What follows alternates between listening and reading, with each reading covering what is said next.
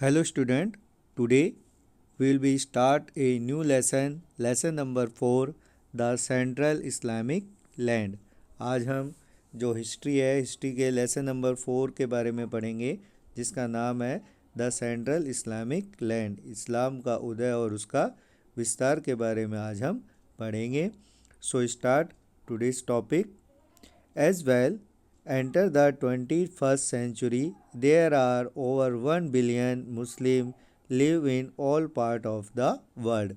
हम जब हम आज 21वीं शताब्दी में प्रवेश कर चुके हैं और हम देखते हैं कि लगभग जो विश्व के हर क्षेत्र में लगभग 1 करोड़ से 1 अरब से भी ज़्यादा मुसलमान रहते हैं।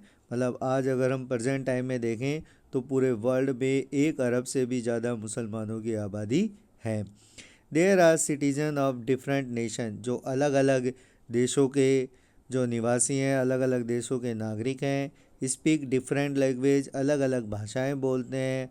एंड ड्रेस डिफरेंटली, यानी कि और जो उनकी वेशभूषा है वो भी हमें अलग अलग देखने को मिलती है। The process by which they become Muslim were weird, यानी कि जो उनका जो मुस्लिम बनने का जो प्रोसेस है, मुस्लिम बनने की जो प्रक्रिया है, वो भी हमें अलग अलग देखने को मिलती है। And so were the circumstances in which they went their separate way।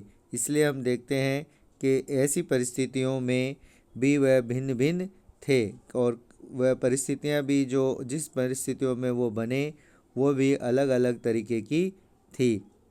Yet the Islamic community has its root in a more unified past which unfolded rugs regularly 1400 years ago in the Arabian पेनिनसुल।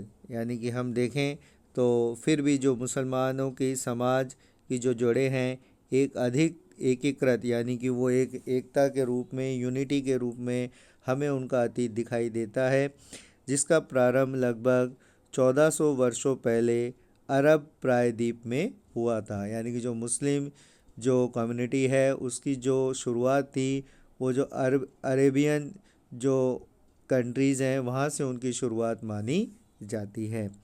In this chapter we are going to read about the rise of Islam and the expansion over a vast territories extending from Egypt to Afghanistan.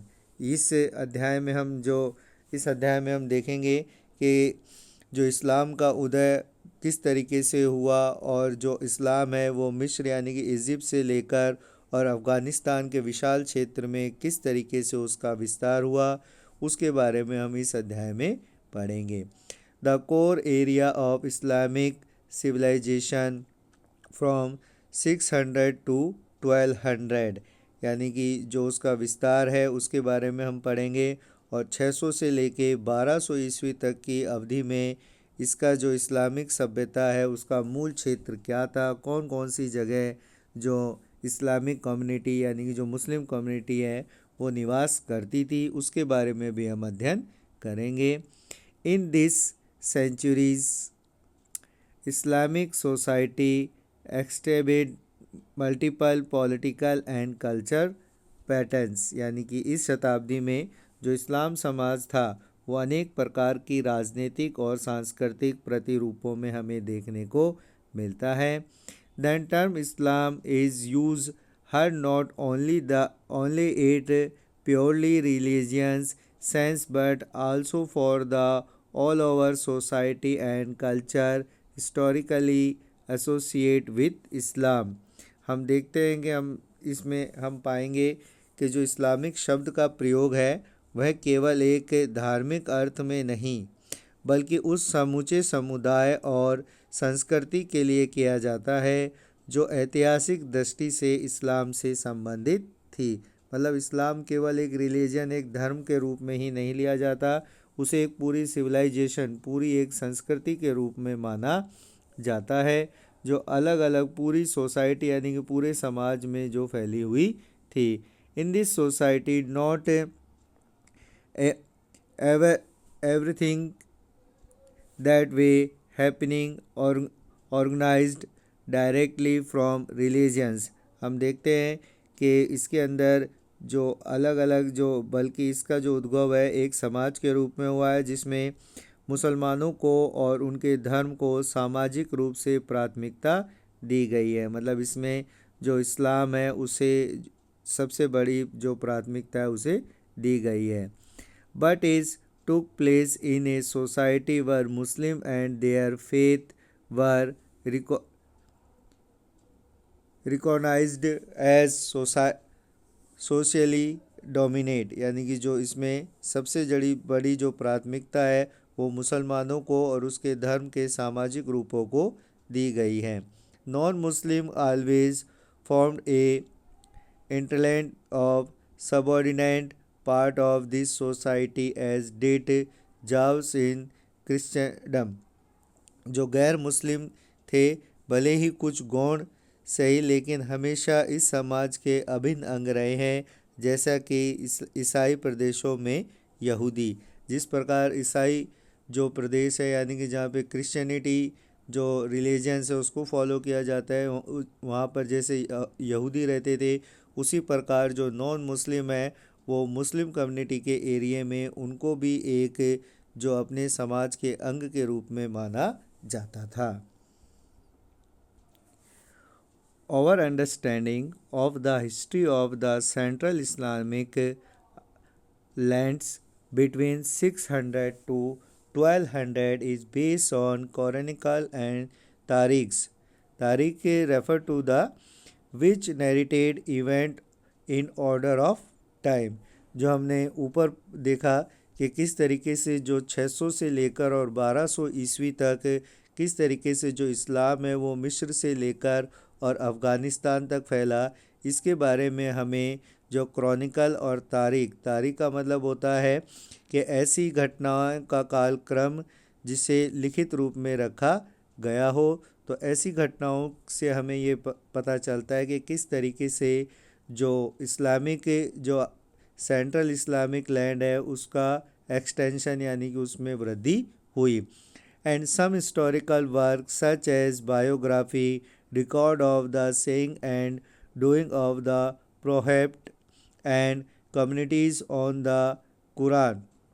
और अगर हम देखें तो इसके अलावा जो अर्ध ऐतिहासिक जो कृतियाँ हैं जो हिस्टोरिकल जो वर्क्स हैं उसमें हम देखते हैं जैसे कि जीवन चरित्र, बायोग्राफी मतलब जीवन चरित्र जिसे इस्लाम में सिरा बोलते हैं। साथ ही साथ जो पैगंबर के कथन होते हैं उन्हें इस्लाम में हदीत बोलते हैं। हदीत यानी पैगंबर का मतलब जो इस्लाम में जो गॉड से लिया जाता है, तो गॉड के जो इसमें जो कथन है, गॉड की जो बातें हैं उसे हम हदीत बोलते हैं उनके द्वारा। और इसके अलावा जो कुरान में जो लिखी गई हैं जिन्हें टीकाएँ जो श्लोक्स होते हैं जिसे तफरीश के नाम से जाना जाता है, उससे भी हमें यह पता चलता है कि जो इस्लाम जो कम्युनिटी है उसका एक्सपेंशन किस तरीके से हुआ। The material for which these work were produce was the large collection of eye witness report transmitted over the period of time entire orally on paper. इन सभी जो चीज़ें हैं जिसमें जो हमने देखा जिसमें बायोग्राफी आती है, उसके बाद जो हमने देखा जो से रिकॉर्ड्स होते हैं वो आते हैं, साथ ही साथ जो कुरान है, इन सभी चीज़ों से हमें यह पता चलता है कि जो ये आई विटनेस के रूप में यानी कि जो हमें साक्षी के रूप में ये दिखाई देता है, बहुत बड़ा संग्रह के रूप में ये कलेक्शन के रूप में हमें दिखाई देता है। और इससे पता चलता है कि किस तरीके से जो मौखिक रूप से और जो कागज़ पर लिखित रूप से लोगों तक किस तरीके से जो इस्लामिक जो रिलीजियंस है उसकी चीज़ों को पहुंचाया गया है। जो इस्लामिक जो खबरें हैं वो कैसे किस तरीके से पहुंचाई गई हैं।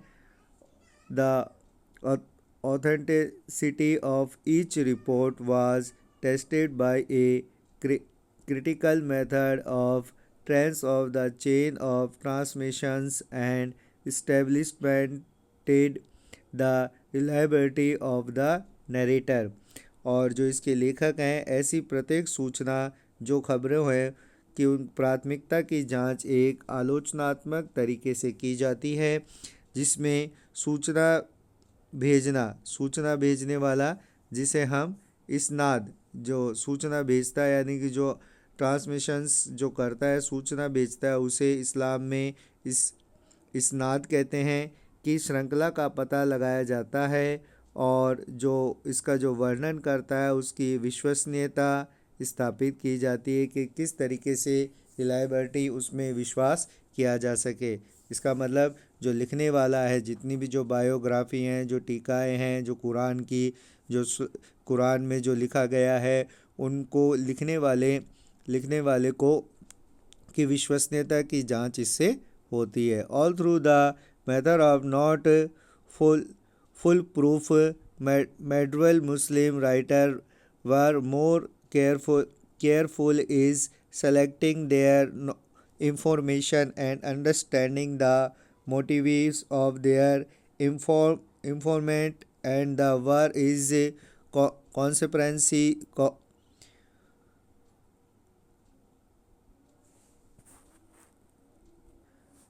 moving of their informant and the were their contemporaries of other parts of the world.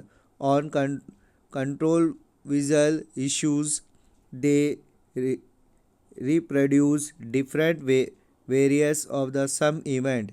They found there is source living of task is judgment of their record.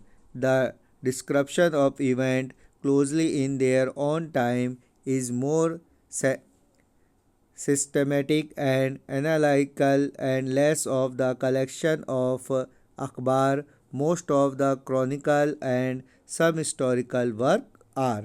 हमने देखा कि जो सूचनाएं हैं, सूचनाओं से अभिप्राय को समझने के मामले में विश्व के अन्य भागों में समकालीन लोगों की अपेक्षा अधिक सतर्कता बढ़ती जाती थी। जिस तरीके के कोई विवादास्पद जो मुद्दे होते थे, उन्हें आपस में मिलकर जो सुलझाया जाता था।